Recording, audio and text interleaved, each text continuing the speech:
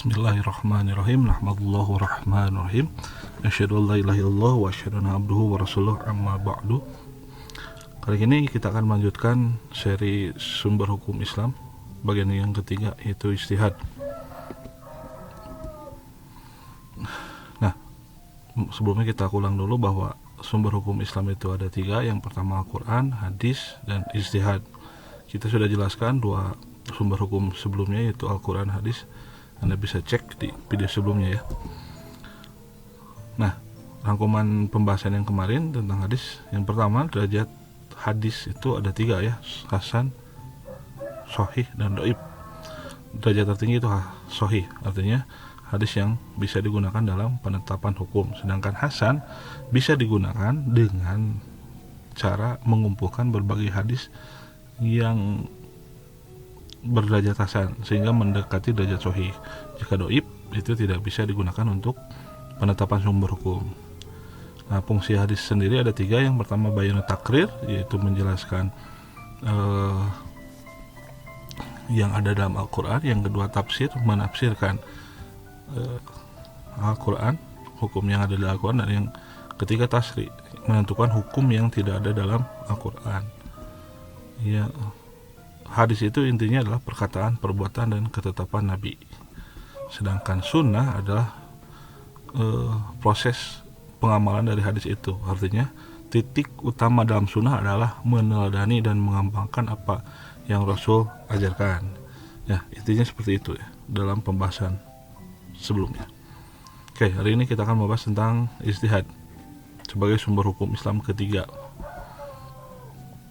Ya, ijtihad itu berarti berusaha dengan sungguh-sungguh untuk memecahkan suatu masalah yang tidak ada ketetapan hukumnya baik dalam hadis ataupun Quran. Intinya ijtihad itu adalah menetapkan hukum yang tidak ada dalam Al-Quran ataupun hadis.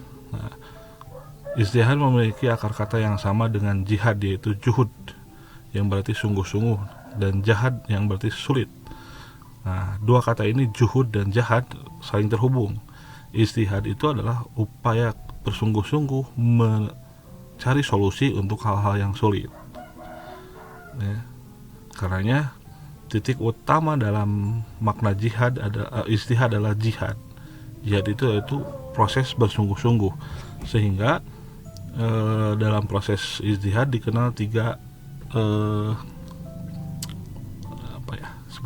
tiga istilah ya, yaitu ada ijtihad, ada jihad, ada mujtahid. Nah, jihad adalah proses mengambil ijtihad, artinya proses berpikir yang dilakukan dalam melakukan ijtihad. Ijtihad adalah produk hukumnya, dan mujtahid adalah orang yang melakukan ijtihad. Jadi ijtihad adalah bukti hukum ya, atau produk hukumnya.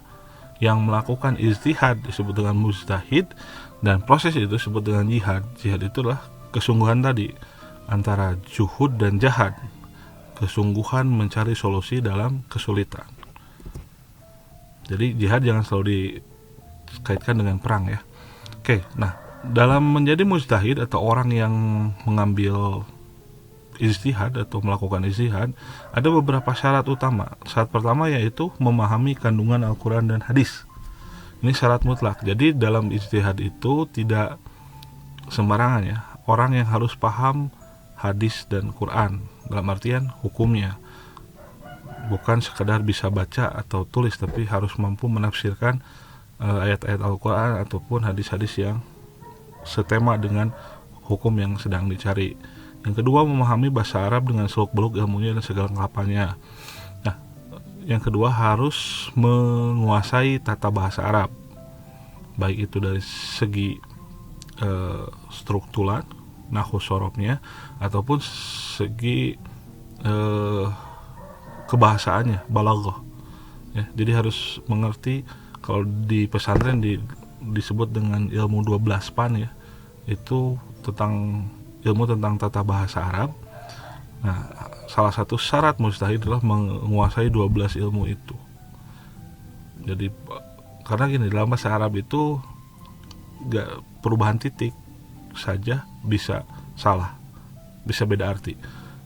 satu kata bisa berbagai arti. Itu sering ditemukan dalam bahasa Arab, makanya perlu memahami konteks ayat, konteks kata, bahkan harus memahami i'rab dari kata kalimat-kalimat yang ada dalam Quran dan hadis itu. Yang ketiga, memahami usul fikih dan kaidah fikih secara mendalam. Ya, usul fikih adalah filsafat fikih. Jadi filsafat tentang pemahaman. Fikih itu berbicara tentang hukum. Nah, usul fikih itu adalah filsafat hukum. Jadi wajib memahami usul fikih untuk bisa menetapkan hukum. Yang berikutnya, memahami persoalan ijma. Ya, ijma itu ketetapan ulama, nanti kita bahas. Yang kelima, memiliki kecerdasan dan akhlakul karimah. Ya, kecerdasan sangat diperlukan dalam ijtihad karena perlu memahami dengan benar konteks hukum, konteks masalah, dan apa yang menjadikan hubungan keduanya, apakah koneksi atau interkoneksi. Itu harus memiliki kecerdasan yang lebih lah di antara yang lainnya. Yang kedua, akhlakul karimah, ya. Akhlaknya harus baik karena bukan hanya mengajak orang, tapi dia harus mencontohkan apa yang menjadi ketetapan hukumnya. Nah, apa yang menjadi dasar hukum penggunaan ijtihad? Yang pertama adalah dalam Quran An-Nisa ayat 105. A'udzubillahi minasyaitonirrajim. Inna anzalna ilaikal kitaba bil haqqi litahkuma bainan nas bima arakallah wa la takun li khainina khasiman. Inna anzalna ilaikal kitab, kami menurunkan, kata Allah, Alkitab, Al-Quran, bil haqqi, dengan kebenaran, litahkum bainan nas, untuk berhukum di antara manusia, bima arakallah, dengan apa yang Allah telah ajarkan. Wala takun li khainina khasiman, dan janganlah kamu menjadi penentang orang yang tidak bersalah, ya, karena membela orang yang berkhianat. Nah, apakah ada kalimat ijtihad di sini? Nah, tentu tidak. Tapi ayat ini secara tersirat menuliskan wala takun li khainina khasiman, janganlah kamu menjadi penentang orang yang tidak bersalah, khasiman, karena membela orang yang berkhianat. Nah, di sini jadi kita diberikan pilihan, kita diberikan kekuasaan untuk menggunakan akal kita, apakah memilih baik atau buruk. Nah, pemilihan baik dan buruk ini adalah kemampuan untuk memilih mana yang benar dan yang salah. Itu merupakan salah satu syarat dalam berijtihad atau fungsi utama dalam ijtihad, yaitu penggunaan akal yang didasarkan wahyu, ya. Jadi ijtihad tidak 100% menggunakan kemampuan analisis kita memahami sesuatu, tetap menggunakan Al-Quran dan hadis sebagai dasar penentuan hukum.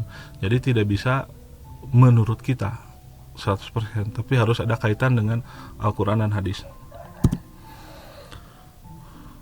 Dasar hukum yang kedua adalah hadis, ya, yang diriwayatkan oleh Bukhari, an Amr bin As annahu sami Rasulullah sallallahu alaihi wasallam, dari Amr bin As, annahu, sungguhnya dia, sami Rasulullah sallallahu alaihi wasallam, mendengar Rasulullah sallallahu alaihi wasallam, yaqulu, berkata, idza hakama hakimu, jika seorang hakim memutuskan, fajtahada, dia berijtihad, summa asoba, falah, kemudian pilihannya benar, falahu ajrani, maka 2 pahala baginya.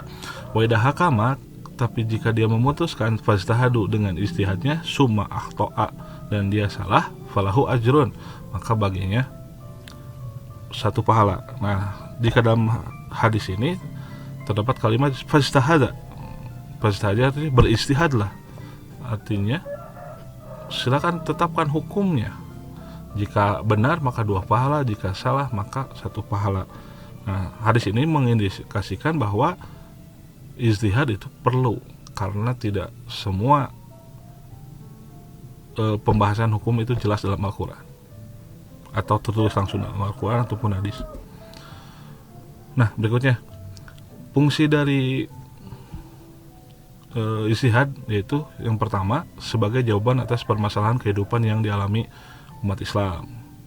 Oke, jadi masalah-masalah hukum yang ada di zaman sekarang karena kita beda dan jauh sekali dengan zaman Nabi, gitu. Maka perkembangan hidup manusia itu akan berbeda antara zaman kita dengan zaman Nabi. Ada masalah-masalah yang terjadi di kita terjadi di zaman Nabi, dan ada masalah yang tidak terjadi di zaman kita dan terjadi di zaman Nabi. Nah, maka jawabannya apa? Jawabannya adalah ijtihad, melakukan penetapan hukum. Sebagai contoh, apakah kita boleh naik mobil, naik motor? Kan Nabi tidak pernah naik mobil, Nabi tidak pernah naik motor. Nah, di zaman Nabi yang adalah unta dengan kuda. Nah, dengan penggunaan ijtihad, maka kita bisa mengambil boleh naik mobil, boleh naik motor. Alasannya kenapa? Kan bukan unta ataupun kuda. Alasannya karena berfungsi sebagai alat transportasi. Alat transportasi zaman Nabi adalah kuda dan unta. Sedangkan zaman sekarang adalah mobil, motor, kereta, pesawat terbang, kapal laut gitu. Nah, kita boleh melakukan itu gitu. Walaupun Nabi tidak pernah mencontohkan. Nah, kenapa? Karena ada fungsi yang sama, yaitu sebagai alat transportasi. Nah, ini sebagai salah satu contoh ijtihad. Yang kedua, menghargai peran akal dalam memahami agama, ya. Dalam hadis disebutkan la dina lima la aqlallah. Tidak ada agama tanpa pemahaman akal. Artinya agama akan lebih terasa dan lebih berguna ketika kita mempunyai kemampuan untuk memahami. Dalam agama ada porsi tertentu untuk penggunaan akal, walaupun dalam agama tetap nomor satu wahyu, artinya ketetapan yang Allah tentukan. Yang kedua adalah hadis, ketetapan yang Nabi tentukan. Nah, akal berada pada posisi ketiga. Bagaimana kita menafsirkan hukum Al-Quran dan hadis sesuai dengan zaman yang kita alami. Yang ketiga, menetapkan hukum yang tidak ada dalam Al-Quran hadis. Kayak tadi sudah dijelaskan ya. Nah, berikutnya metode ijtihad. Banyak sekali metode dalam penetapan ijtihad, ya. Salah satunya adalah ijma. Ijma menurut bahasa artinya sepakat. Nah, sedangkan menurut istilah adalah ijma kesepakatan para mujtahid, ya, mereka yang melakukan ijtihad dalam memutuskan suatu masalah sesudah Rasulullah wafat terhadap hukum syar'i pada suatu peristiwa. Nah, jadi ijma adalah kesepakatan berbagai ulama atau seluruh ulama untuk menentukan satu masalah. Ya. Nah, jadi ketika ulama berkumpul menentukan masalah, kemudian ditetapkanlah hukum tentang sesuatu, maka itu adalah ijma. Contoh sederhana adalah Lebaran. Di Indonesia akan melakukan Lebaran tanggal berapa? Sebelum Lebaran dilakukan, maka pemerintah mengumpulkan berbagai organisasi Islam untuk dalam satu sidang yang namanya sidang isbat gitu, untuk menetapkan bahwa besok puasa atau tidak, bahwa besok Lebaran atau tidak, atau ditambah satu hari, Lebarannya dibesokkan gitu, atau puasanya dibesokkan. Nah, itu salah satu contoh ijma dalam skut kecil, walaupun pada teori dasar ijma adalah kesepakatan seluruh ulama, artinya ulama sedunia, bukan sedaerah. Nah, makanya dalam ijma terdapat dua istilah. Yang pertama ijma sharih, yaitu kesepakatan para mujtahid pada suatu masa atas suatu kasus hukum. Gitu. Yang kedua ijma sukuti. Ijma sukuti artinya ijma yang dilakukan oleh sebagian ulama, tapi ulama lain tidak mengiyakan ataupun tidak menolak. Sukuti itu artinya diam. Dia tidak mengambil peran, dia tidak mengkritik, dia tidak menyalahkan ataupun membenarkan, tapi dia membiarkan saja. Misal di Indonesia tadi menetapkan Lebaran tanggal 5 misalkan. Nah, di Eropa dia mengambil tanggal 6 gitu. Maka ulama di Eropa dan Indonesia tidak saling hujat gitu. Karena berbagai pertimbangan gitu. Karena syarat utama dalam penetapan pergantian bulan adalah hilal, ya. terlihat atau tidak. Mungkin di Indonesia terlihat, di Eropa tidak terlihat, maka dia berijtihad untuk menambah 1 hari, sebagaimana hadis Nabi, ketika kamu tidak melihat tambahlah 1 hari. Mungkin itu yang dilakukan. Nah, itu disebut dengan ijma sukuti, artinya ketetapan ulama oleh sebagian ulama dan tidak dibantah oleh ulama yang lain, itu disebut dengan ijma sukuti. Sedangkan ijma syarih itu mensyaratkan seluruh ulama tentang penetapan hukum tertentu, tidak ada bedanya, tidak ada perdebatan. Seluruh ulama sepakat satu nada, satu kalimat bahwa ini boleh atau tidak boleh. Itu ijma syarih. Sedangkan ijma sukuti, sebagian ulama menetapkan, tetapi sebagian ulama yang lain tidak ikut menyetujui ataupun menghalangi penetapan ijma tersebut. Oke, tugas berikan contoh masing-masing satu contoh ijma, baik itu ijma sukuti ataupun ijma syarih, ya. Dan yang ketiga, kias. Jelaskan bentuk-bentuk ijtihad selain ijma dan kias, juga berikan contohnya. Oke, dalam ijtihad itu ada metode lain ya selain ijma dan kias. Ada ikhtisan, ada masolih mursalah, ada istishab, ya. Anda bisa cek, ya. Tolong cari apa saja selain ijma dan kias, kemudian berikan contohnya, ya. Kumpulkan di link pengumpulan, ya, pengumpulan kelas. Boleh berupa file, boleh Anda tulis di buku kemudian dipotlokan. Ya. Terus bagaimana pelaksanaan ijtihad di Indonesia? Ya, kamu cari contoh penetapan ijtihad di Indonesia selain tadi, ya, yang saya contohkan penetapan lebaran. Oke, nah ijma syarih, ijma sukuti, dan kias. Nah, sekarang apa yang dimaksud dengan kias? Oke, kita lanjutkan. Contoh ijma dulu, ya. Contoh ijma di zaman setelah Rasul. Yang pertama adalah pembukaan Al-Quran yang dilakukan dalam masa Abu Bakar As-Siddiq, walaupun pada prakteknya itu terjadi dan selesai di zaman di zaman Utsman, ya. Abu Bakar As-Siddiq sudah berupaya untuk mengumpulkan, tapi kenyataannya terjadi di zaman Utsman, sehingga muncul yang disebut dengan mushaf Utsmani, ya. Yang kedua, kesepakatan ulama atas keharaman minyak babi yang dikiaskan atas keharaman dagingnya. Nah, apakah boleh menggunakan minyak babi? Karena kan tidak dimakan. Kata ulama tidak boleh minyak babi walaupun tidak dimakan. Dia berasal dari babi, yang jelas keharamannya. Diadakan azan 2 kali dan iqamah untuk salat Jumat yang dikuasai oleh Utsman bin Affan pada masa khalifah beliau. Contoh tersebut merupakan ijma sukuti, ya. Kasusnya adalah zaman Umar banyak orang terlalu fokus di pasar, sampai Jumatan pun mereka terlambat atau bahkan tidak mengikuti. Nah, pada zaman itu setelah ketika Jumatan adzan, karena tidak ada yang datang ke masjid atau sedikit yang datang, maka muadzin disuruh oleh Utsman untuk ke pasar. Nah, dia adzan di tengah pasar, adzan. Nah, dari kejadian ini maka saat ini ada sebagian yang melaksanakan Jumatan dengan 2 kali adzan. Mereka berpendapat yang satu adzan duhur, yang satu adzan Jumat. Nah, sedangkan ada pendapat lain bahwa adzan Jumat itu satu, karena Jumat itu pengganti duhur, jadi adzan harus satu.